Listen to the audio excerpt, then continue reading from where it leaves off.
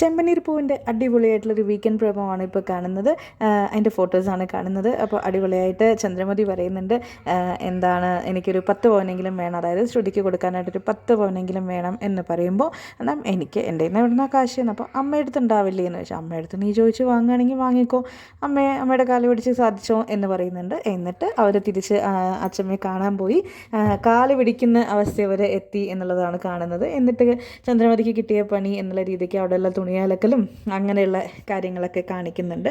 അപ്പോൾ അതിൻ്റെ രസകരമായ കാഴ്ചകൾ എന്നാണ് അവർ ഏഷ്യാനെറ്റുകാർ തന്നെ പറഞ്ഞിരിക്കുന്നത്. അതിൽ പിന്നെ ഇവരറിയാതെ ഇവരുടെ പ്രണയത്തിൻ്റെ പന്നീർ ഗന്ധം എന്നൊക്കെ പറഞ്ഞ് ഭയങ്കരമായിട്ടുള്ളൊരു വർണ്ണനയാണ്. അപ്പോൾ അങ്ങനെ, അതായത് രേവതിയോടെ നിൽക്കുമ്പോൾ ഒളിഞ്ഞ് നോക്കുന്ന ഒരു സച്ചിയുടെ രൂപവും, അതേപോലെ തന്നെ അവർ അമ്പലത്തിലേക്ക് പോയി തൊഴുതുകൊണ്ടിരിക്കുമ്പോൾ തന്നെ ഈ ഫോട്ടോയിൽ കാണുന്ന പോലെ തന്നെ രേവതിയെ തന്നെ നോക്കിക്കൊണ്ടിരിക്കുന്ന സച്ചിയുടെ ഒരു മുഖഭാവവും അങ്ങനെയൊക്കെയാണ് കാണുന്നത്.